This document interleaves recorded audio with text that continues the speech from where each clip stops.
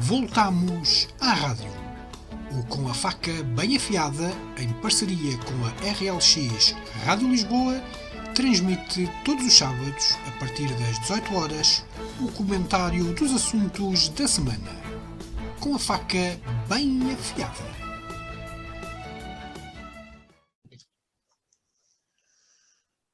Muito boa tarde aos nossos ouvintes da RLX, Rádio Lisboa. Estamos aqui para mais um Faca Afiada, é a edição 5 nesta parceria que o Faca Afiada tem com a RLX, Rádio Lisboa. Hoje temos connosco o João Carvalho, o Pedro Martins e o Artur Fernandes, mais conhecido pelo Coja Fernandes. Eu continuo a não perceber porque é que ele, em vez de por Coja, mete Artur, mas pronto. Há de ter uma explicação lógica para o assunto. Hoje vamos falar de 3 temas: o centenário do Partido Comunista, a visita do Papa ao Iraque e também esta problemática dos agentes culturais que vivem, enfim, num estado quase de sobrevivência face aos não recursos que têm, porque nesta altura esses é que não têm mesmo trabalho nenhum. Ia começar pelo João. João, o que é que acha destas comemorações do centenário do PCP, sobretudo ali aquele estandarte de bandeiras ali em plenos restauradores? Acha que aquilo é bom, não é bom? Acha que o PCP tinha outra forma de comemorar o seu centenário? Epá, isto é assim, é evidente que não é todos os dias que um partido no mundo, aliás, faz 100 anos. E de facto isso traz uma aura, em primeiro lugar, de respeitabilidade em relação ao Partido Comunista, porque é de facto o partido mais antigo de Portugal em atividade.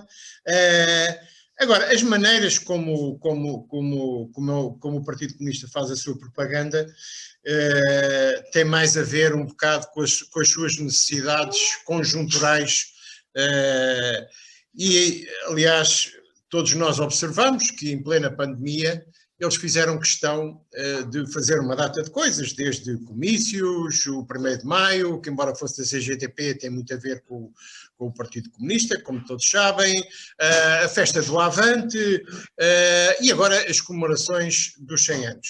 É evidente que estes, digamos, exageros propagandísticos têm muito a ver também com as necessidades atuais do PCP.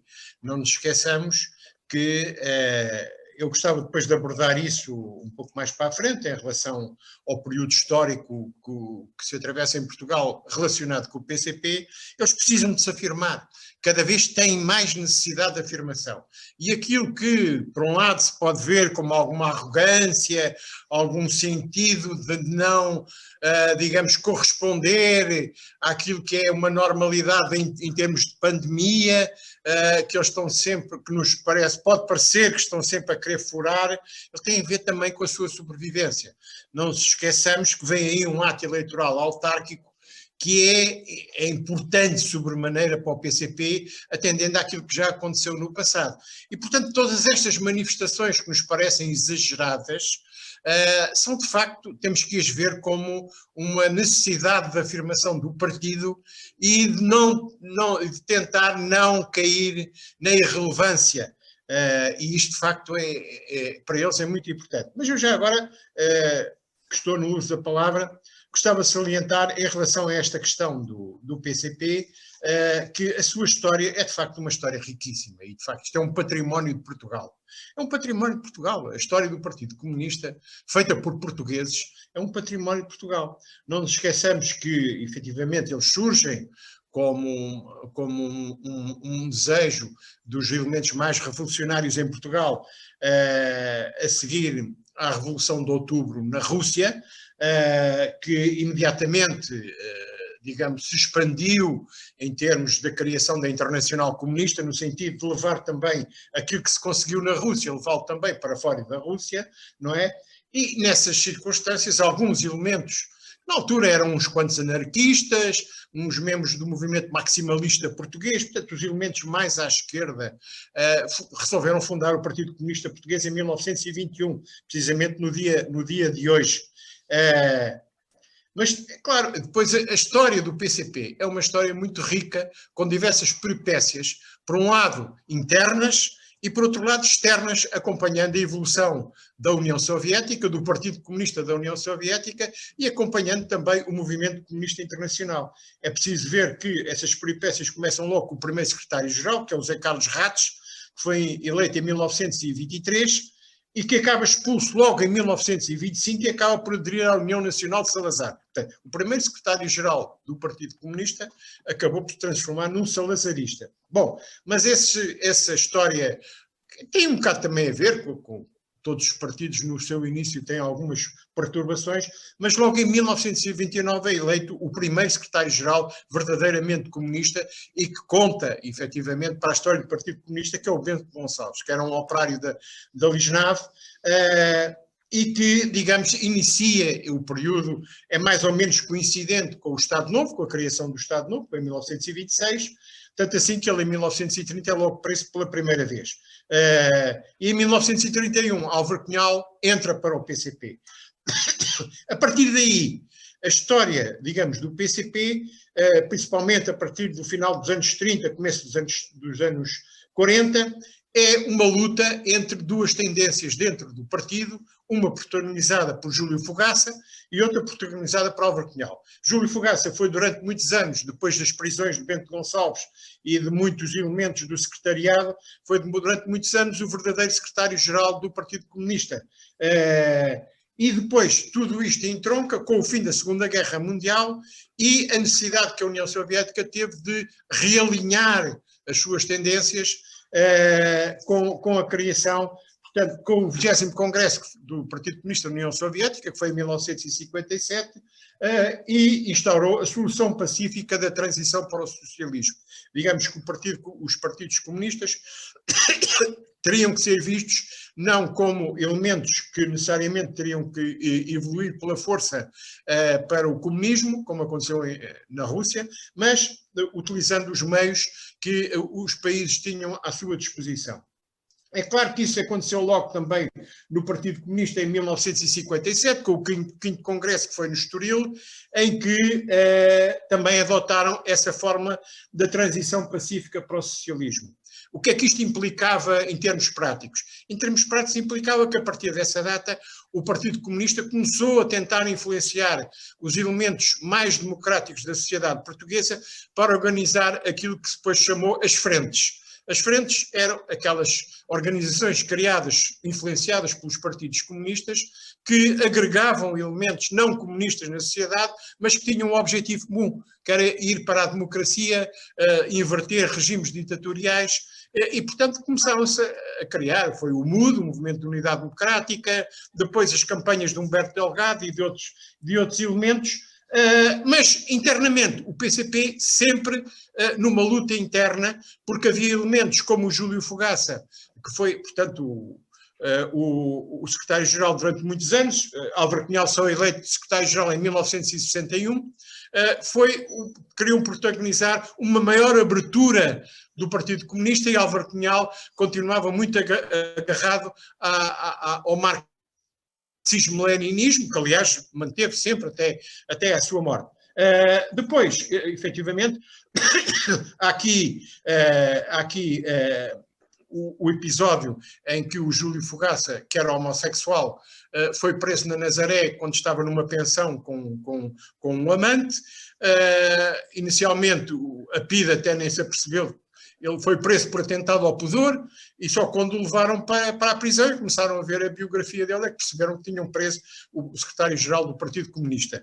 A partir daí, Júlio Fogaça foi afastado.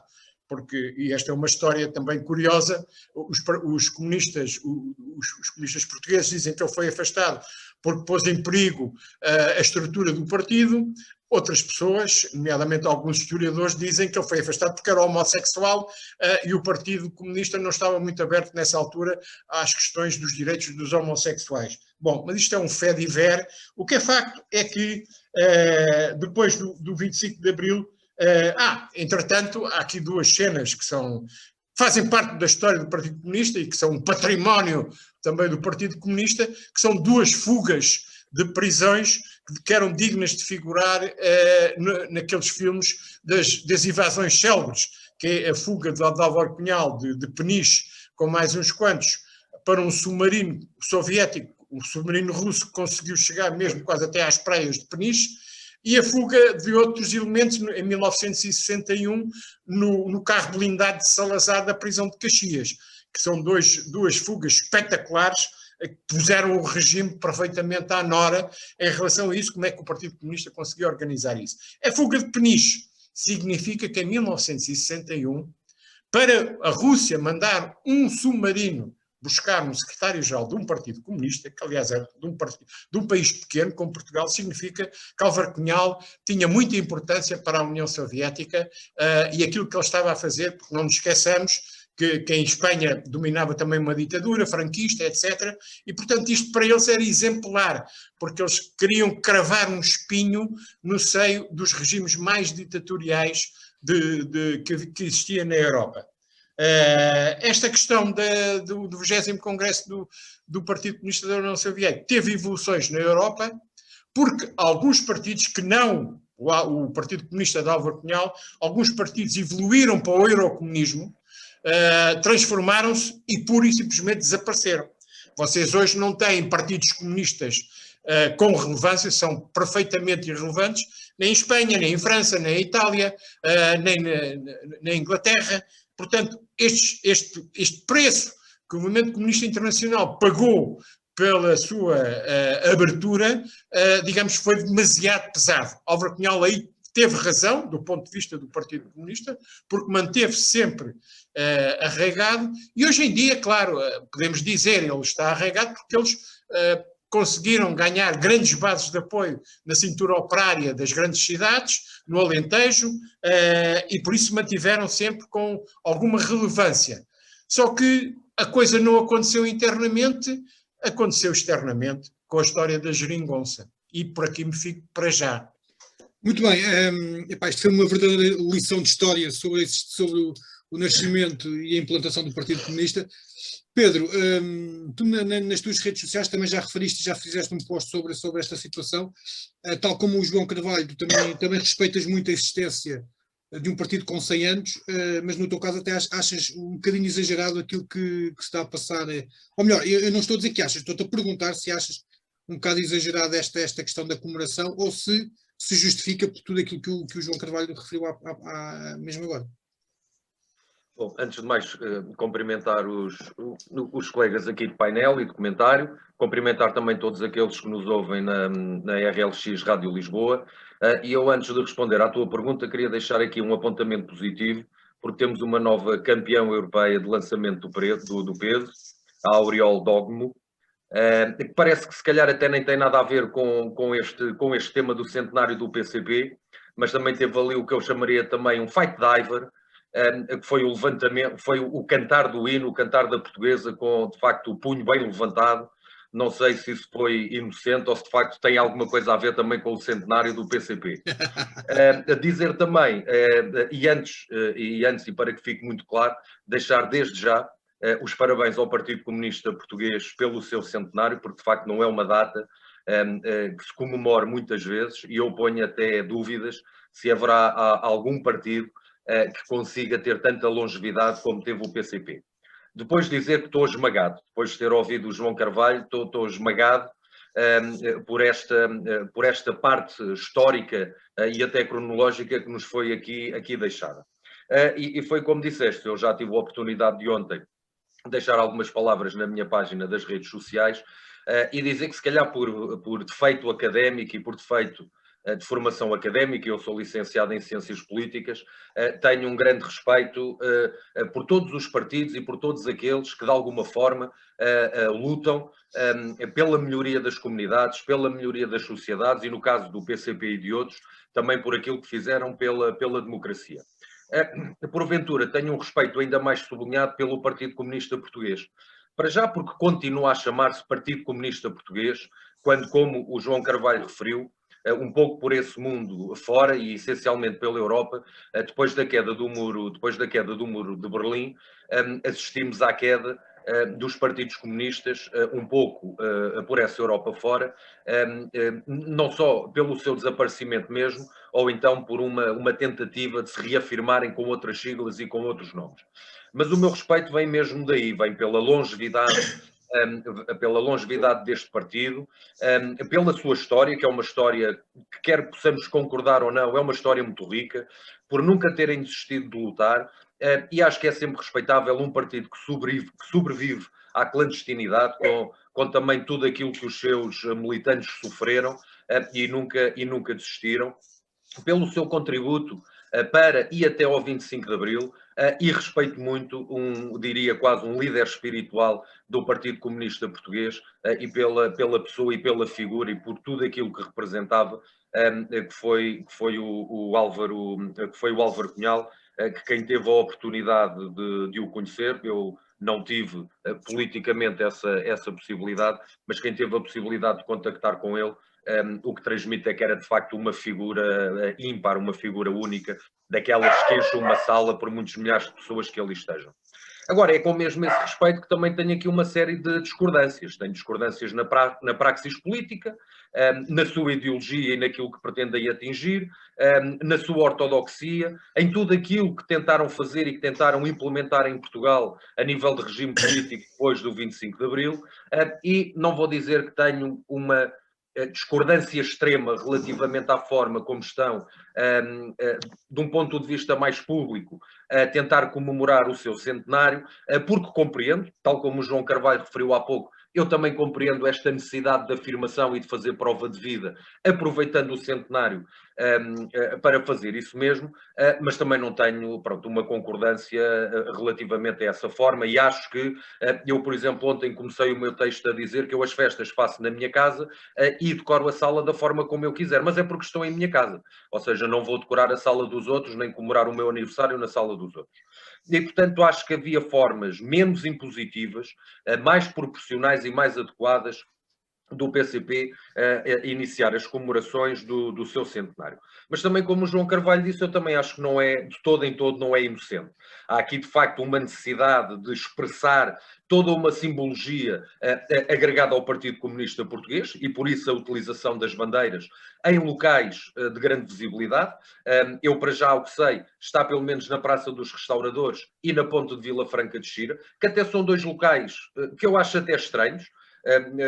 A ponte de Vila Franca de Xira chama-se Ponte Marechal Carmona, que de facto não tem nada a ver com o Partido Comunista Português, nem de perto nem de longe, e até sob outra perspectiva, embora a Praça dos Restauradores seja subejamente utilizada por sindicatos ligados ao PCP e até mesmo para o PCP, para fazer marchas, para terminar manifestações, é também uma praça caracterizada por um obelisco, não é? Que representa ali os restauradores da independência, depois de termos estado também sob o jugo espanhol, e um obelisco, se formos ver também muito do seu significado, tem muito significado simbólico, esotérico, místico, do qual eu até costumo dizer que o PCP foge disso como do diabo da cruz.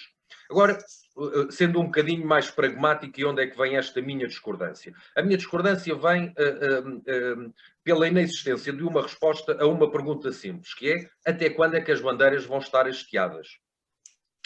Porque uma coisa é estar durante um período de tempo, um centenário, ou o aniversário de um centenário dura durante um ano todo, e seria para mim um pouco incompreensível que durante todo esse tempo, e em diversos pontos do país, principalmente aqueles até, e a retoma, a gente espera que venha rapidamente e que este verão, por exemplo, tenha já outro tipo de características, eu vou dizer que não gostava que os nossos visitantes chegassem à Praça dos Restauradores em pleno verão, em pleno percurso turístico, e que tivessem a ideia que tinham chegado a um país dominado pelo regime comunista.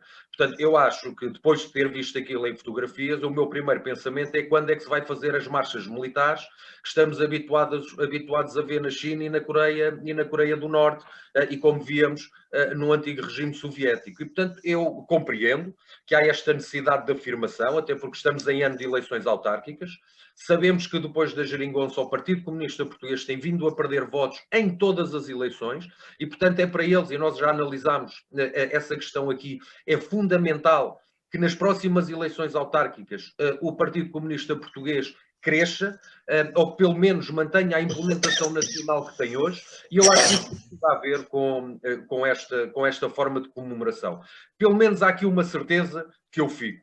O PCP, embora estando a perder votos, não está morto, está dinâmico e não perdeu noções nem de marketing político, nem de propaganda política. E, portanto, é neste enquadramento que eu, ou é com este enquadramento que eu vejo esta primeira forma mais pública de centenário, mas também apelo, e apelo aqui ao próprio Partido Comunista Português, que tenha também o bom senso de esta comemoração mais expressiva e mais simbólica através do hastear destas bandeiras, que eu tenho conhecimento são agora em 2 sítios, mas penso que vai ser exportado um pouco por todo o país, ou pelo menos, perdão, pelas principais cidades portuguesas, que tenham o bom senso de também entenderem, e eles entendem, porque é esse o objetivo, que estão a ser demasiado impositivos e que tudo deve ter um equilíbrio, e se compreendemos essa necessidade, que de alguma forma até é bom, para o regime, para o nosso próprio regime e para a nossa própria democracia,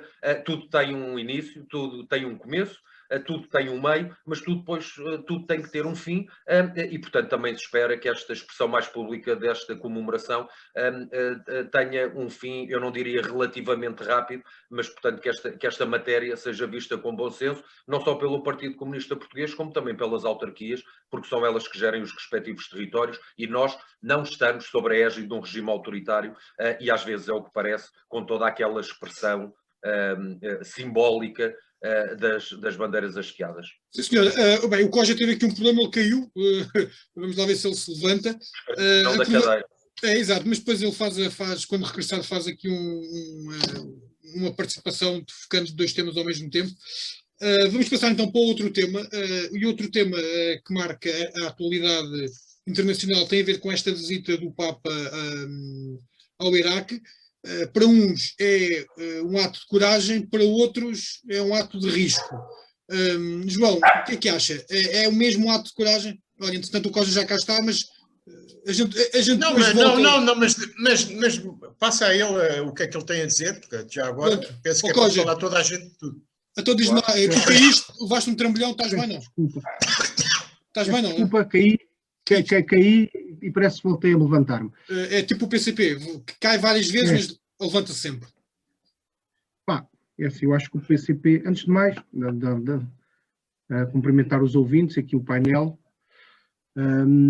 e o PCP acho que ele nunca caiu. Ele anda sempre naquela toada, ele mantém sempre aquela toada.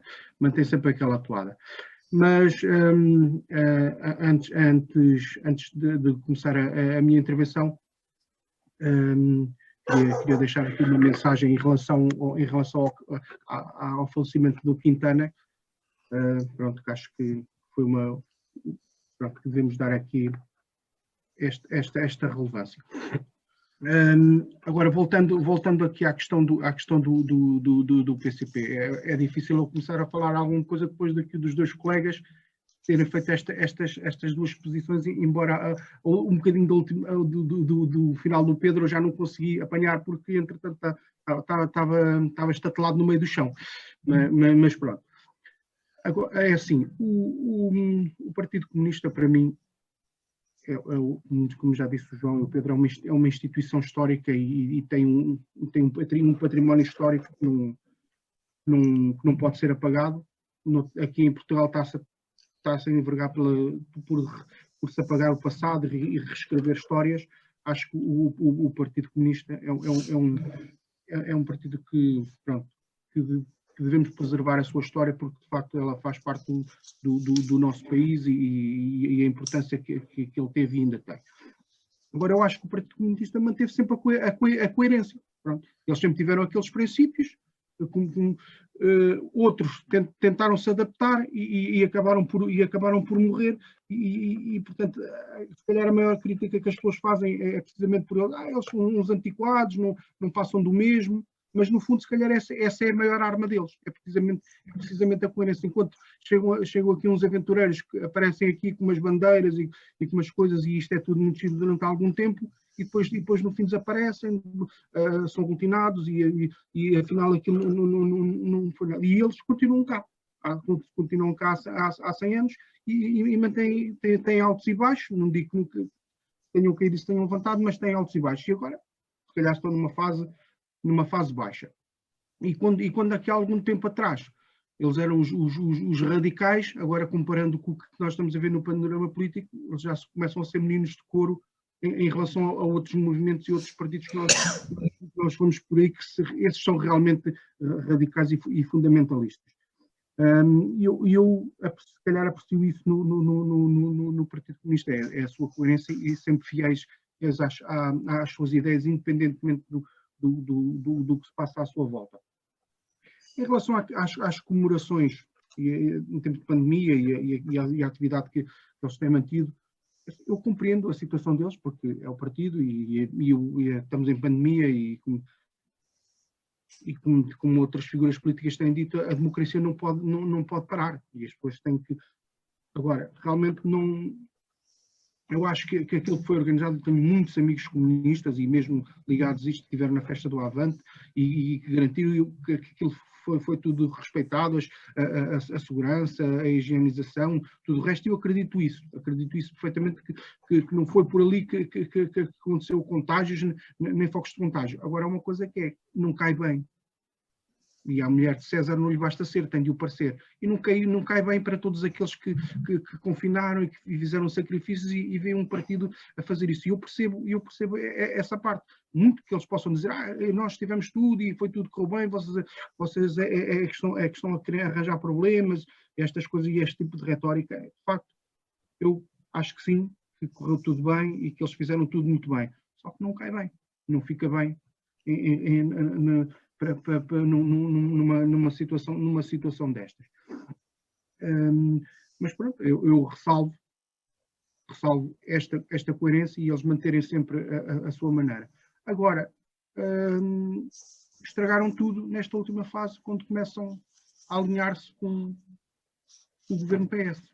Eu sempre olhei para o Partido Comunista como que lutava pelos fracos, não é? E que estava sempre contra tudo e contra todos, e pelos vistos essa coerência aqui acabou, porque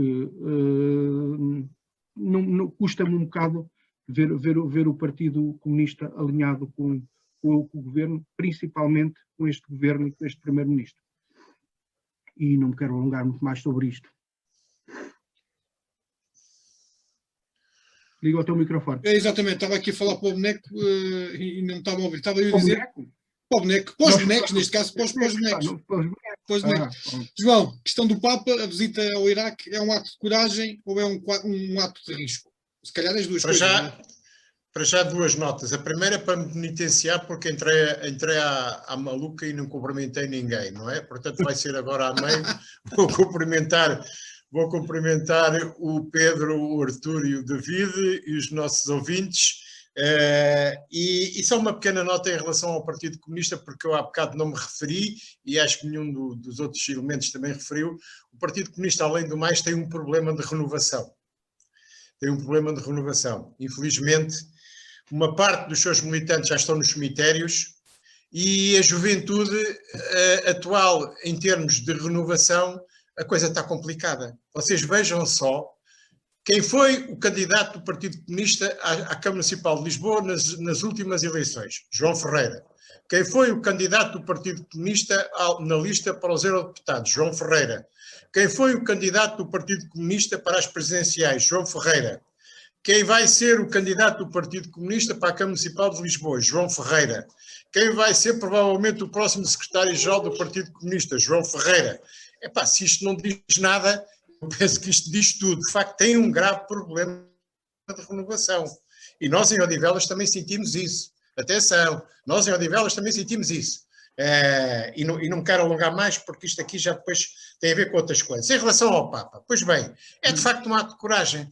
Vocês, olhando para ele a descer do avião em Bagdade, veem que aquele homem já devia estar, era descansadinho, sentado numa cadeira a fazer textos litúrgicos e mais nada. E, no entanto, ele vai. Ele vai porquê? Porque este é o Papa das periferias.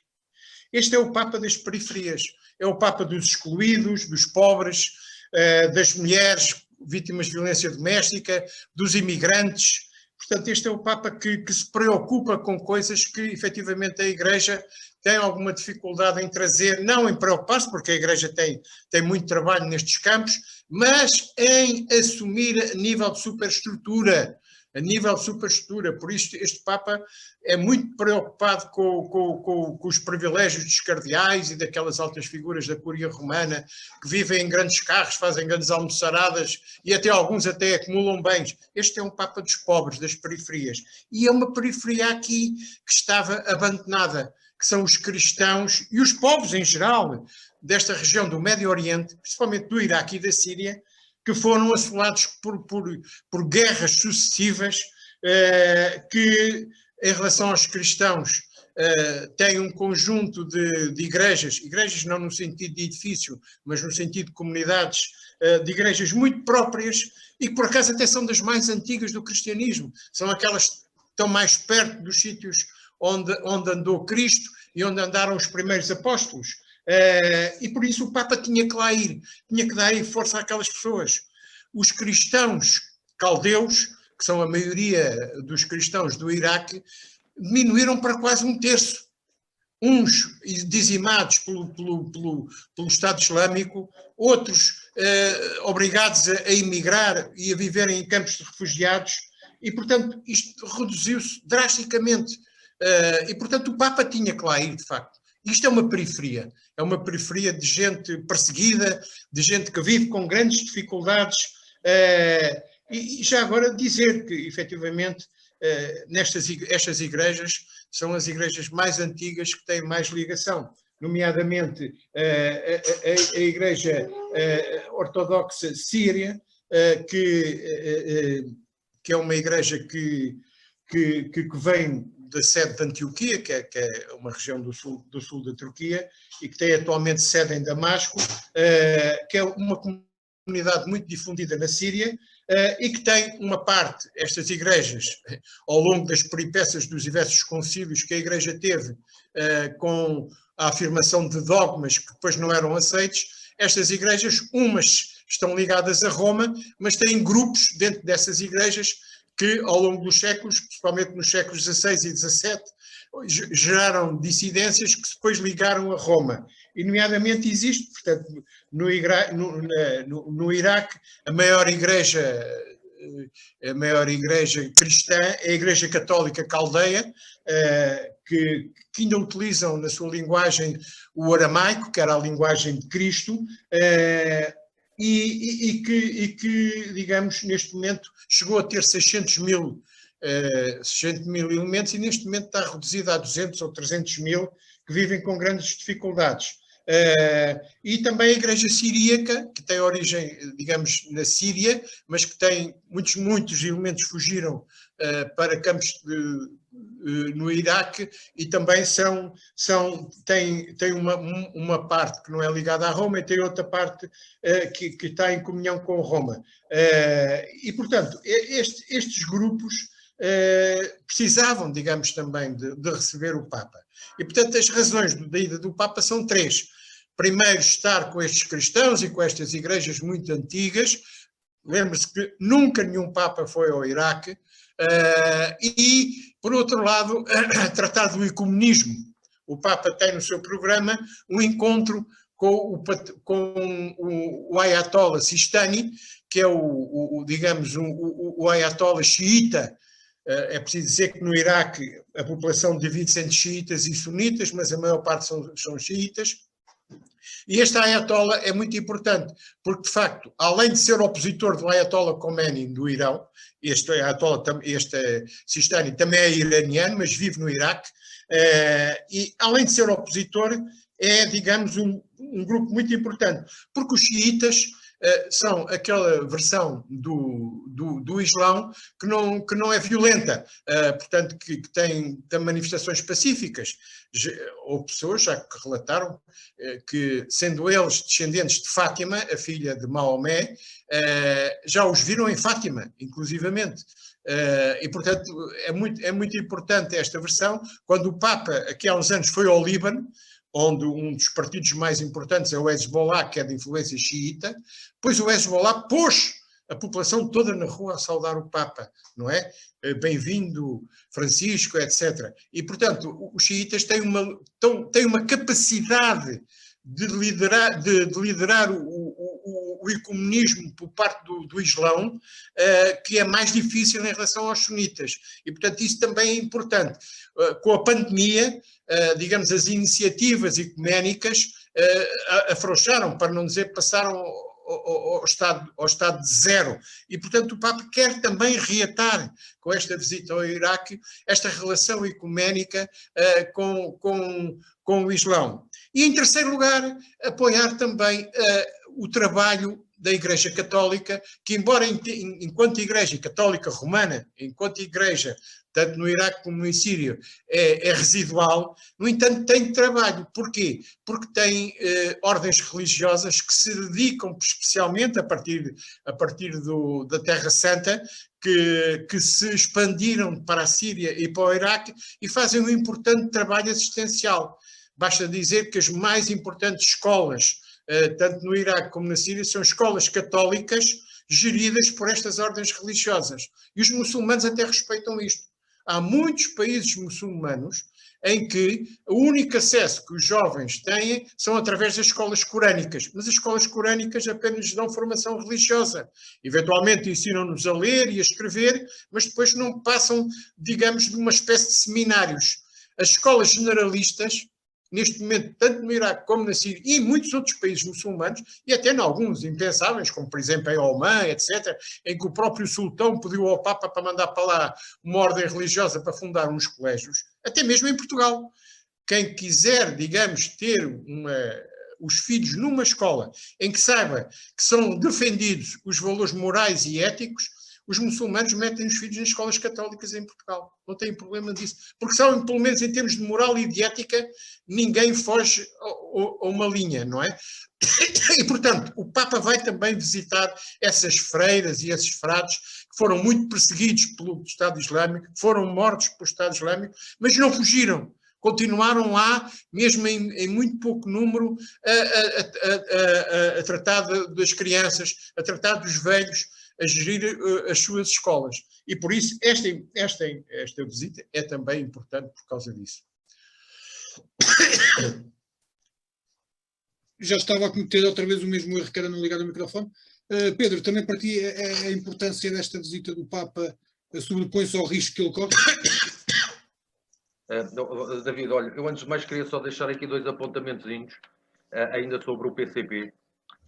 Um tem a ver com um livro, até porque uma das grandes características que eu sublinho no PCP foi a sua sobrevivência à clandestinidade, e para quem quiser apurar um bocadinho mais sobre esse tempo, há um livro da Zita Seabra, já algo antigo, que se chama Foi Assim, que ela escreveu, e em que relata bem todo esse período.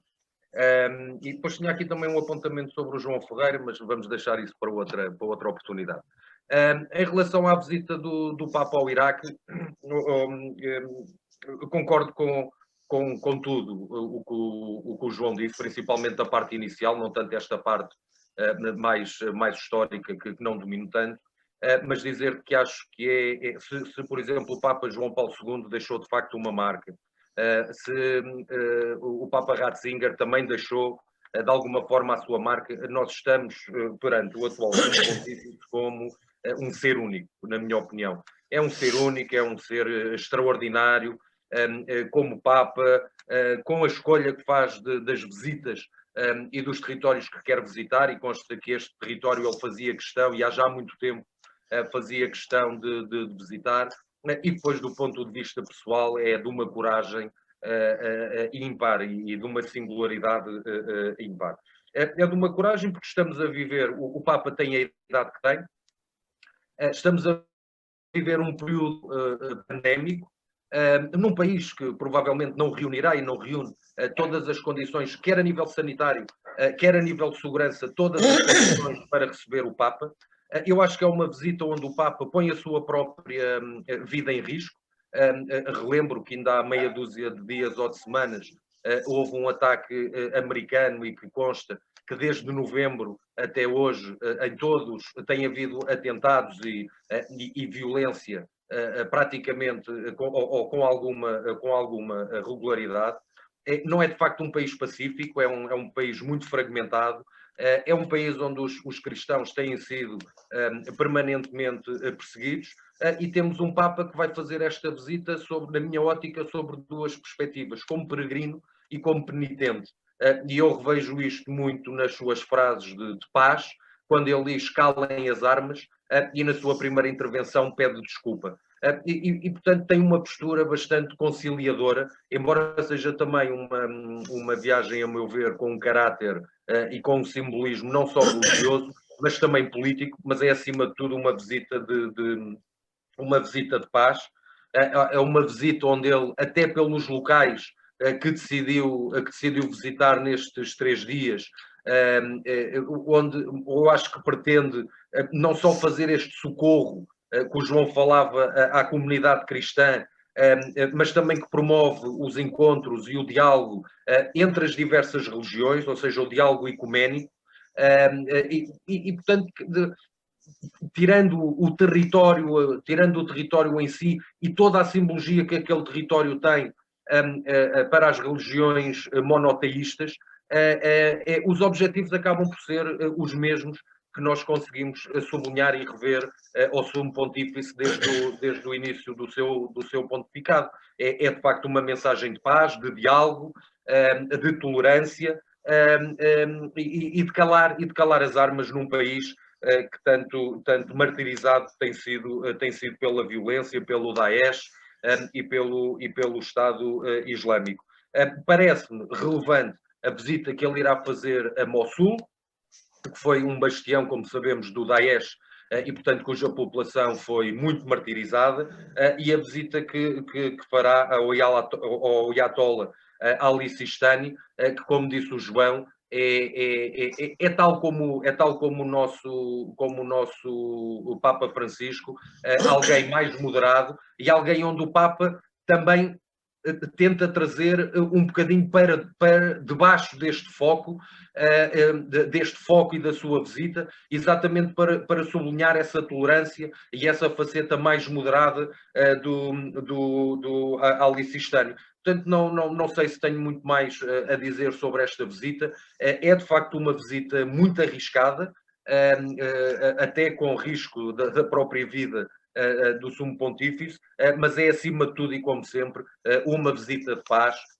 e Deus queira, e são os meus votos, é que, não obstante algumas dificuldades físicas que já começamos a rever no Papa Francisco, Deus queira, e faço esse voto, que continue a transmitir esta mensagem, porque o mundo precisa desta mensagem de paz, de tolerância, de maior compreensão e, acima de tudo, de diálogo entre religiões, que muitas vezes, historicamente, faltam mais o seu diálogo, não pelo diálogo, mas pela violência e pela diferença. Olha o som, David. Epá, eu hoje estou mesmo distraído, Aqui a minha cadela está sempre a ladrar e eu tenho que desligar o som. Sr. Costa, tenho aqui um recado para si. Eu há bocado era para dar, mas depois, como caiu no meio da confusão, esqueceu-me. Luís Diniz, não sei se esse nome diz alguma coisa, não sei se isso não diz. Ele teve a ver a tua entrevista, aquele direto que se fez a semana passada. Epá, e ele surgiu. Coitado,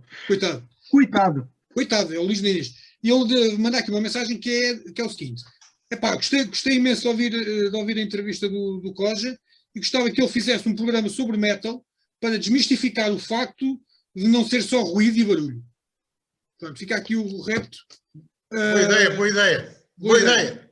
Porque eu por acaso tenho uma, agora respondendo um bocado a isso, eu por acaso tenho uma ideia precisamente do contrário, e tenho, isto é uma atitude que eu tenho desde que ouço o heavy metal. Não quero desmistificar nada, faço questão que as pessoas nem ouçam o heavy metal, porque o heavy metal é uma coisa que é só minha e eu não quero que os outros eu sou uma pessoa muito moderada, não sou nada radical, mas no que toca à música, isto é só para nós, o pessoal do cabelo comprido, o resto... Até o gato virou as costas. Muito bem. Olha, fica aqui o desafio. Um abraço ao Luís Diniz. Eu pensava que era teu amigo, pelos vídeos não deve ser. Pronto, relativamente, voltamos aqui ao tema do programa. relativamente a esta visita do Papa. O que é que tu achas? Voltando E diz-me só uma coisa, do Papa, tu como não crente, tu não és uma pessoa não crente e és assumidamente não crente, o que é que este Papa trouxe-te de novo?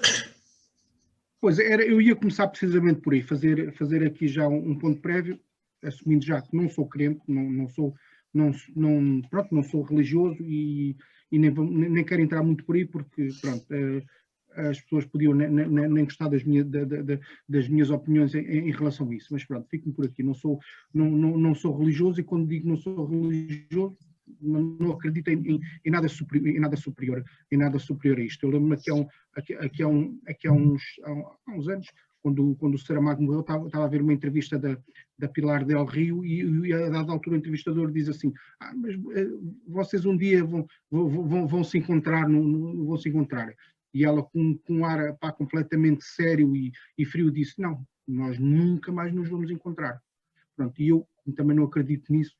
Acho que quando é o fim da linha, é o fim da linha e pronto. Mas já agora deixa-me ter aqui uma dica. É que o Saramago, que era ateu, a maior parte da obra dele é sobre Deus. É pá, coisa estranha, não é?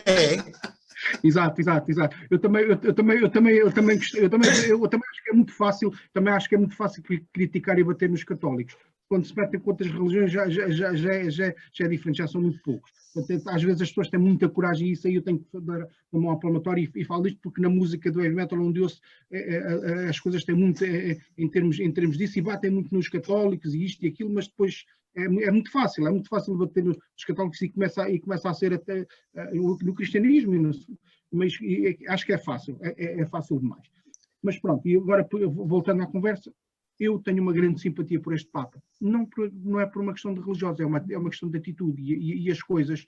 E para mim acho que a religião devia ser assim, é com atitudes e com posturas como ele tem. Porque de facto, como o João disse e o Pedro, ele é o Papa dos pobres, é o Papa dos desfavorecidos. Não digo das minorias porque eles não são as minorias são os ricalhaços, não é?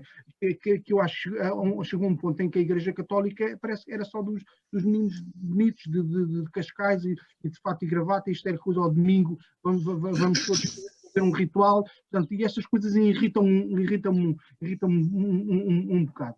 E eu acho que o Papa está a cortar com isso tudo, mas ele está a cortar não pelo discurso, pelas atitudes.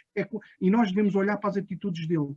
Ele não precisa de falar muito, ele está a cair muito bem em toda a gente. Portanto, é porque ele está a fazer alguma coisa de bem. E eu acho que ele está a fazer muita coisa bem, independentemente das religiões e de tudo o resto. Eu acho que ele bateu de frente com os poderes instituídos, com os cardeais e com aquelas coisas todas que estão instituídas e que nós vemos. E eu acho que ele está a romper com isso tudo. Não sei se isso vai trazer consequências, mas se calhar não, porque ele realmente está protegido porque as pessoas estão do lado dele. De facto, lá está. São as atitudes. E isto que ele está a fazer já foi aqui referido, é um ato de coragem, mas também é um ato necessário. Se há sítio onde ele deveria ir, é ali. Não é?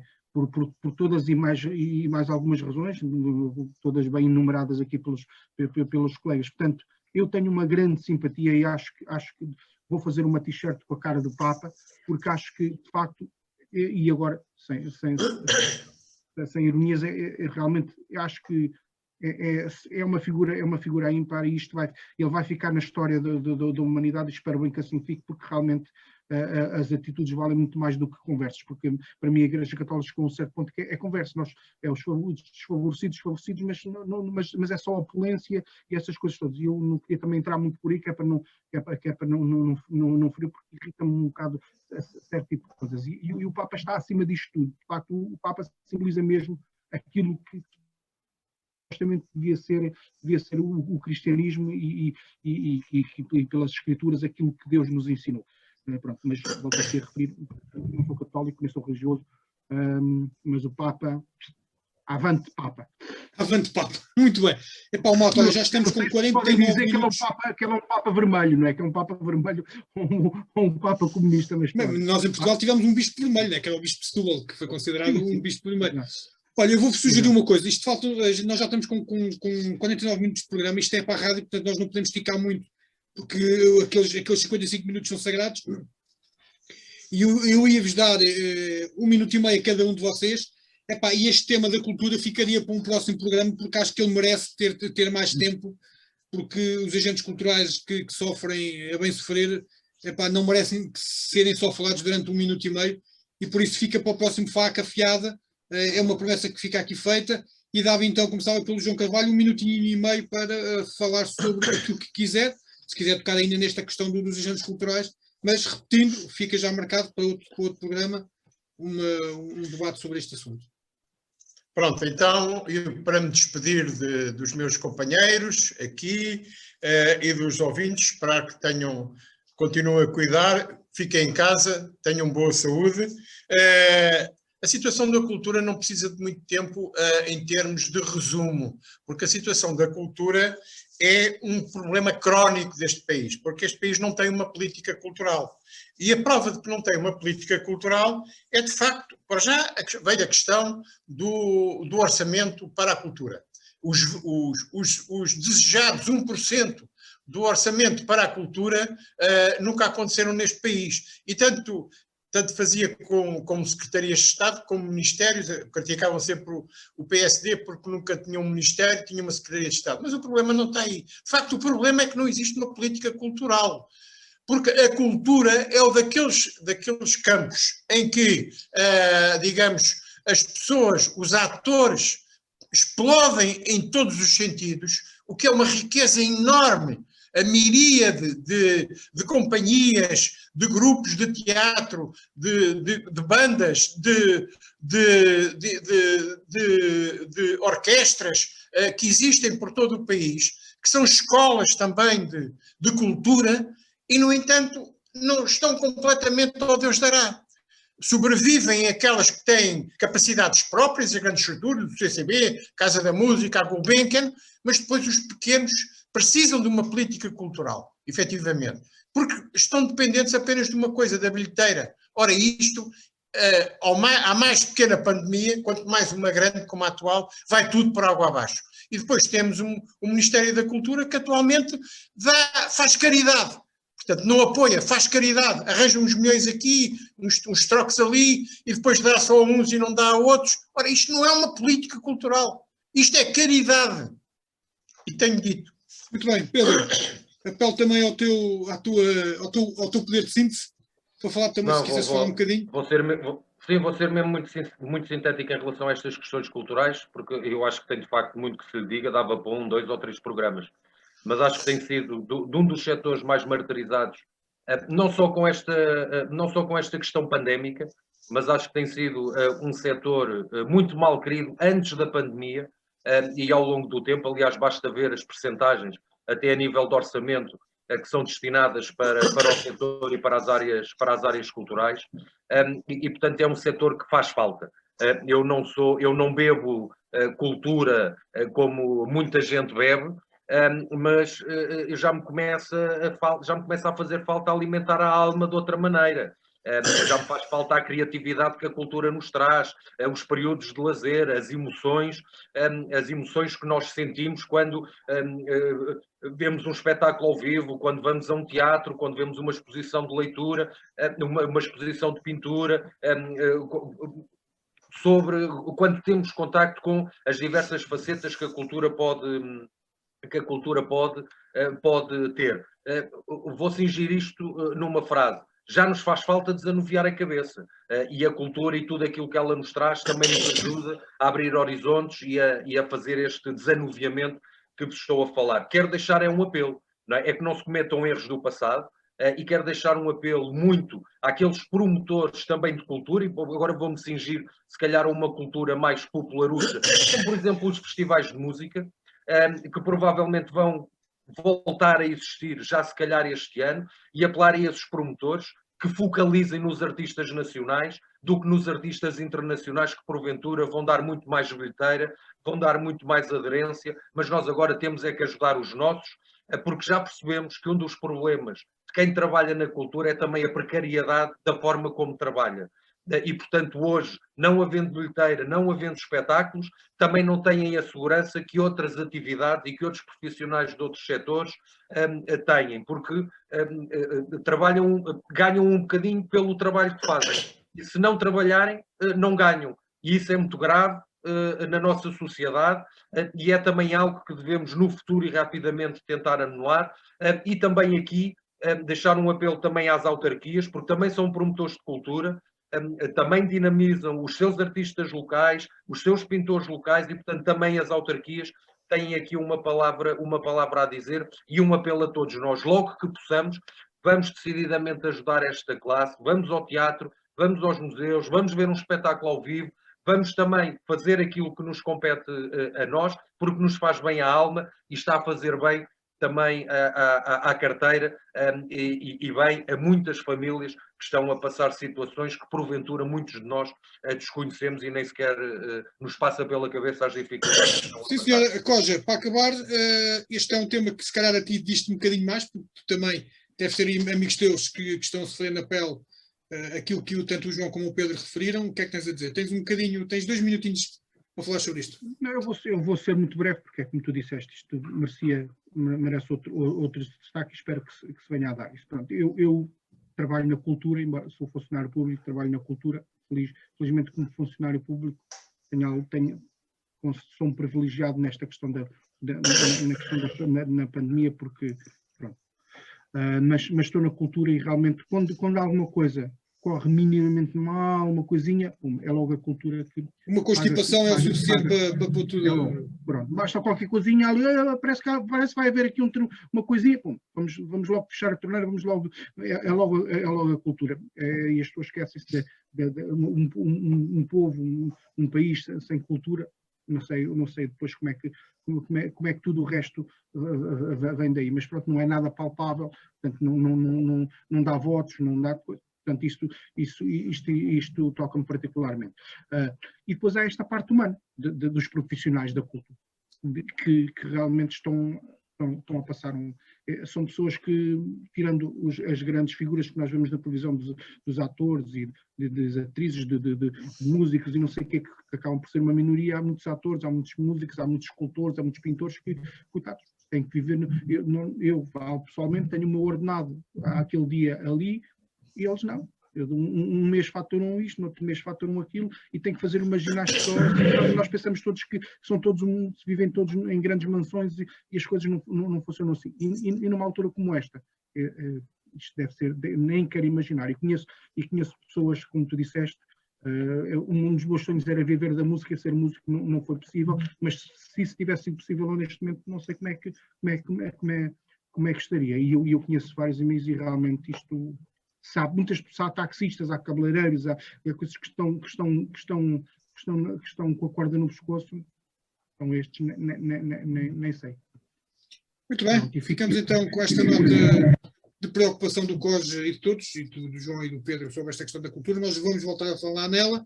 Até lá, tenham uma boa semana, protejam-se e para a semana voltamos aos microfones da Rádio Lisboa. Um abraço a todos. Voltamos à rádio. O Com a Faca Bem Afiada, em parceria com a RLX Rádio Lisboa, transmite todos os sábados, a partir das 18 horas, o comentário dos assuntos da semana. Com a Faca Bem Afiada.